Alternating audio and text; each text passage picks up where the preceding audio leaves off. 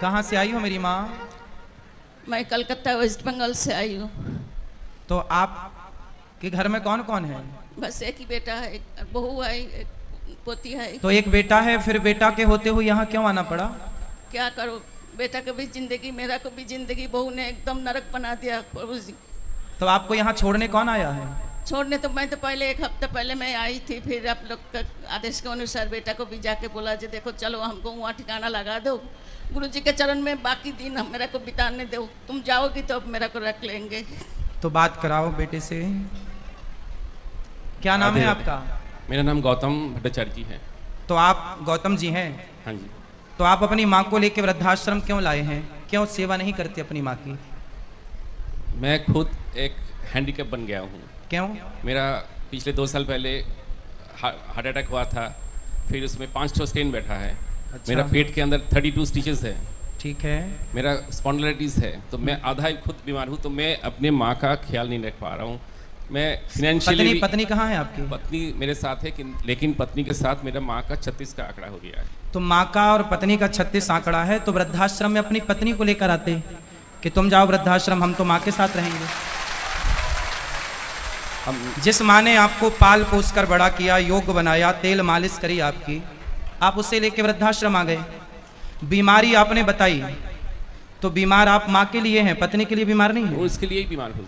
तो फिर पत्नी को छोड़ने क्यों नहीं आए वृद्धाश्रम? उसको बोलते तू चल वृद्धाश्रम, हम तुझे छोड़ने चलते हैं। जब माँ की और पत्नी की नहीं बनती तो आपके हिसाब से किसे छोड़ना चाहिए वृद्धाश्रम में? पत्नी को तो छोड़ना चाहिए। फिर अगर मतलब physically strong and financially strong रहता तो मैं ये स्टेप ले सकता था, लेकिन मेरे पीछे ही एक और आदमी चाहिए, तो मैं माँ को तो पत्नी तो है, पत्नी है जो पति को भी संभाल। यदि ऐसी स्थिति है कि चलो पत्नी आप कमजोर हैं, आपको बीमारी है, तो पत्नी अपने पति को भी संभाल सकती है और अपनी सास को भी संभाल सकती है। क्या दिक्कत है? क्या ये दास अनिरुद्ध 278 माओं को उसकी सेवा नहीं कर रहा है? यदि हम 278 माओं की सेवा कर सकते हैं तो आप और आपकी पत्नी मिलकर आपकी एक माँ की सेवा तो कर सकते हैं ना? आपकी बेटा बेटी है आपके? एक बेटी है। तो एक बेटी भी है आपकी? हाँ जी। और बेटा नहीं है। तो बेटी है, तो बेटी का तो ख्याल रख ही रहे हैं ना बीमारी में भी? वो तो रखे हैं। तो फिर माँ का ख्याल रखने में क्या दिक्कत थी? कितनी जगह चाहिए माँ को घर में? आज अभी बोल रही थी कि बचपन में मैं तुमको हॉस्टल छोड़ने जाता था, आज उल्टा हो गया, आज बुढ़ापा में तुम मेरे को वृद्धाश्रम छोड़ने आ रहे हो। तो क्यों ऐसे दिन आए? आप जैसे बेटे यदि हिम्मत हार जाएंगे, देखो माँ, ये वही माँ तो है ना जिसने आपकी उंगली पकड़कर आपको चलना सिखाया, सब क्या पढ़ाया लिखाया, क्या नहीं करती माँ?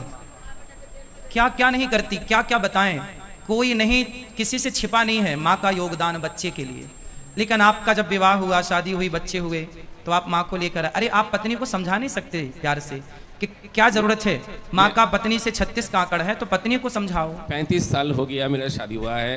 35 साल में एक ऐसा साल नहीं गया कि माँ के साथ मेरा अनबन नहीं करवाया, या घर से, मतलब लास्ट में तो फेडअप होकर मैंने छोड़ दिया कि भाई जो करना है करो। मेरे को पुलिस का धमकी दिखाता है कि मैं मतलब आपकी पत्नी को आपकी माँ बिल्कुल पसंद नहीं है? बिल्कुल नहीं। नहीं तो क्या प्रॉब्लम था? एक ही लड़का हूँ ना, कोई इसका देवर है, ननद है, कोई नहीं है, एक माँ ही मेरा है। अगर सास 2 बर्तन रहेगा तो आवाज़ होगा, अगर सास कुछ बोल दिया तो। अब चलो देखो, यदि सारी पत्नियां ऐसी बोलने लग जाएं कि जी अपनी माँ को वृद्धाश्रम छोड़ कर आओ, तब तो पूरे भारत की व्यवस्था ही बिगड़ जाएगी। बिल्कुल। सनातन संस्कृति की तो पूरी व्यवस्था ही बिगड़ जाएगी। ये तो बहुत ही, मैं खुद इसको पाप मान रहा हूँ कि मैं अपने माँ को ऐसे जगह छोड़ के आ रहा हूँ, ड्यू टू माई, मतलब मेरे वाइफ के वजह से मेरे को ऐसा करना पड़ा। तो आपकी वाइफ आई हैं? नहीं नहीं नहीं। तो उनको लाओ, कभी हम उनको भी समझाएंगे, कभी उनसे बात करेंगे। और मैं आप सबसे इनके माध्यम से बताऊं, हर स्त्री को मैं बताऊं, स्त्रियों को दुख देने वाली, स्त्रियों को सताने वाले पुरुष नहीं होते, स्त्रियों को दुख देने वाली स्त्रियां ही होती हैं। ये बात 99% सही है, 1% किसी केस में इसे नहीं मान सकते। वरना यदि स्त्री, इनकी बहू जो माँ आई हैं, इनकी बहू एक स्त्री है, और एक स्त्री, और ये माँ भी एक स्त्री है, एक स्त्री ही दूसरी स्त्री का दर्द समझ सकती है। लेकिन नहीं, जिद पकड़ ली, देखो तो आपकी पत्नी ने जिद कर ली कि आप छोड़ के आओ। बोला कि तुम्हारा मम्मी का जो भी जिम्मेदारी तुम करोगे, मैं करो कुछ नहीं करने बोलना है ना, मैं उनका मतलब कुछ हाँ, करूंगा। हाँ, तो आप कर लेते ना, आप माँ की जिम्मेदारी पूरी कर लो, आपको क्या दिक्कत है? पत्नी ना करे, पत्नी ना दे पानी ना दे रोटी, आप करो ना। अगर वो आएगी मेरा को कुछ करेगी ना तो उसको ऊपर टॉर्चर करेगी, खाना नहीं देगी। अच्छा, ये आपकी सेवा करेंगे तो पत्नी इनको टॉर्चर इसको करेगी। टॉर्चर करेगी और बोलता ज्यादा करेगी तो तुमको पुलिस में क्लब में जाके बताऊंगी जो तुम्हारा माँ मिलके मेरा को टॉर्चर कर रहे हो, और पुलिस के जाके कंप्लेन करेंगे, जेल में माँ बेटा को जेल में भर देंगे। देख लो जरा, आजकल कानून भी ऐसे हैं कि स्त्रियों की सुनवाई ही होती है, वो कुछ कहेंगे तो ये माँ बेटे जेल चले जाएंगे, बोलती रहती। इसलिए कानून अंधा है। अब आप ही बताइए कि इस माँ को न्याय कौन देगा? ये कानून देगा, ये बेटा देगा, या इनकी बहू देगी, या समाज देगा? कोई नहीं देता। गुरु जी आपके चरण में मेरा तो स्थान। हम तो मैया आपकी सेवा करने को तैयार हैं, हमें कोई दिक्कत नहीं है। हम तो केवल अपने इस भाई को समझा रहे हैं कि तुम जो कर रहे हो पत्नी को ही समझाओ। और मेरी हाथ जोड़ के प्रार्थना है हर स्त्री से, आप ऐसी सिचुएशन, ऐसी स्थितियां पैदा ना करें कि एक पुरुष अपनी माँ को लेकर वृद्धाश्रम छोड़ने आ जाए। चलो, ये पुरुष ये माँ को वृद्धाश्रम, बात कराओ भैया से, ये अपनी माँ को छोड़ने वृद्धाश्रम आए हैं। अब आप बताओ कि ये आपने पुण्य किया या पाप किया? पाप किए हैं। पाप किया, बिल्कुल। अब बताओ कि यदि ये पुरुष पापी हुआ तो इसको पापी बनाया किसने? इनकी पत्नी ने, जबकि पत्नी पारक्षणे धातु से पत्नी बनती है। कहते हैं जो पत्नी अपने पति को पतन से बचाए, पाप से बचाए, उसका नाम पत्नी है। जिस पत्नी के कारण पाप करना पड़े, ऐसी पत्नी से भगवान बचाएं, ऐसी पत्नी से भगवान बचाएं। ऐसी पत्नियां होनी चाहिए जैसी आपकी हैं। चाहो कि 7 जन्म का वादा किया है? बिल्कुल नहीं। हाँ, बिल्कुल नहीं। 7 जन्म का वादा नहीं किया? 7 जन्म का वादा किया था, लेकिन ऐसा पत्नी एक जन्म में ही मेरे को हड्डियों में, मतलब क्या बोलते हैं, दुब्बा हमारा बंगाली में बोलते हैं, ये जी। दुब्बा उगा दिया जी। तो 7 जन्म में कभी भी मैं ऐसा वाइफ नहीं चाहूंगी। तो 7 जन्म की कोटा उसने 1 जन्म में पूरा करेगा। इसलिए ऐसी पत्नी किसी को ना मिले, ऐसी पत्नियां होनी चाहिए। आप लोग कितने लोग अपने अपने बेटों के लिए ऐसी पत्नियां चाहते हैं? चाहते हैं? नहीं चाहते तो आप भी ऐसी पत्नियां मत बनना। जितनी पत्नियां यहाँ बैठी हैं, आप भी तो किसी की पत्नी है, ऐसी पत्नी बिल्कुल मत बनना। बनना सही है? क्यों? ऐसी पत्नी नहीं, भगवान कुंवारा ही रखे, साधु बन जाए अच्छा है। सारी जिंदगी बिना पत्नी के रहने पर ऐसी पत्नी भगवान दुश्मन को भी ना दे जैसी इन्हें मिली है। चलो, तो आप चाहते हैं कि आपकी माँ को यहाँ रखा जाए? आपके चरणों में सर। हाँ हाँ, हम तो अपनी माँ की तरह सेवा करेंगे। यहाँ तो 278 माँ ऑलरेडी हैं। सुना हैं? देखा भी है। आपने दर्शन किया माँ का? हाँ जी। कैसी व्यवस्था है यहाँ माँ? बहुत अच्छी है। अच्छी लगी? आप आते रहिएगा अपनी माँ से मिलने के लिए। जरूर। हाँ, क्योंकि मेरा तो माँ के साथ कोई दुश्मनी नहीं है, बीच में कोई था, माँ को मैं किसके पास रखता। तो पत्नी आपको भी परेशान करती हैं? बहुत। नहीं तो इस उम्र में मेरा 55 है, 2 साल पहले मेरा हार्ट अटैक हो गया है। मैं कोई मतलब ऐप मेरे में कुछ नहीं है, मैं काम में जाता हूँ, काम करके। तो आपने कभी प्यार से अपनी पत्नी को समझाया नहीं कि भाग्यवान तुम क्या कर रहे हो? 35 साल में कितना बार समझाऊंगा? नहीं समझी? नहीं समझी, इसलिए तो आज ये दिन देखने पड़ा। हम आपकी पीड़ा को समझ सकते हैं, आपके कष्ट को, आपके दर्द को समझ सकते हैं, लेकिन हर स्त्री से मैं प्रार्थना करता हूँ कि इतना मत सताइए, समाज में इतना पति को प्रताड़ित मत कीजिए, अपनी सास को प्रताड़ित मत कीजिए। और कुछ कानून बनने भी चाहिए जो कम से कम इन माओं के पक्ष में कोई तो कानून हो। सारे कानून बहुओं के पक्ष में है, कोई कानून माँ के पक्ष में भी तो हो। बूढ़ी माँ बाप के पक्ष में कुछ तो होना चाहिए। मुझे कानून का कोई ज्ञान नहीं है, परंतु आपसे सबसे मेरी प्रार्थना है, अपनी अपनी माँ का पूरा पूरा ख्याल रखिएगा। ठीक है मैया, आप यहीं रहिएगा। ये बेटा आपका, एक बेटा वो है, एक बेटा ये दास अनिरुद्ध है।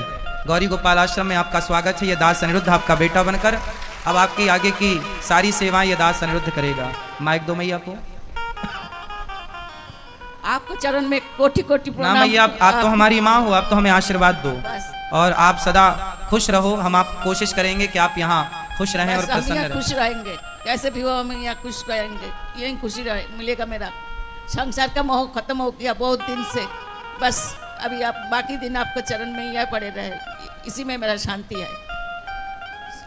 बस आप खुश रहें। आप सबकी खुशी के लिए देखिए ये गौरी गोपाल आश्रम 278 माताओं को गौरी गोपाल भगवान ने अपने हृदय से लगाया है। ये सारी ऐसी माताएं बेसहारा माएं, जब अपने साथ नहीं देते तो आप लोग जो सहयोग करते हैं उसी साथ से इन माओं की सेवा होती है।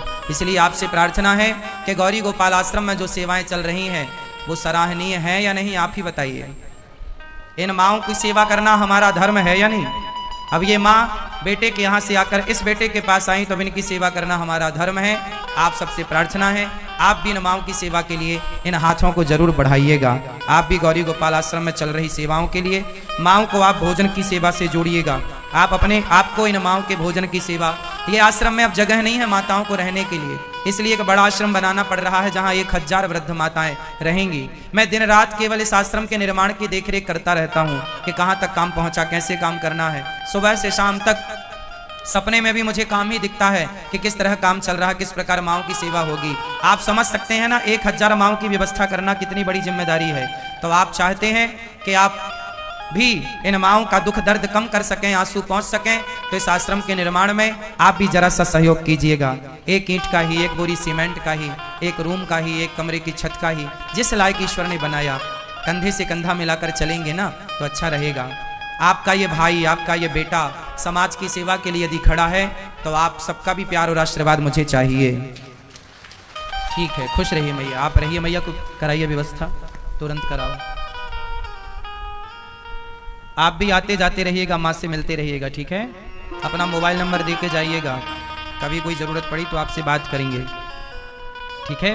मतलब आपकी माँ को जब अति वृद्ध हो जाएंगी, जब अंतिम समय आएगा तो हम आपको सूचना करेंगे ना, तब के लिए मोबाइल नंबर दे के जाइएगा, तब की बात कर रहे हैं। और आइएगा माँ से मिलने।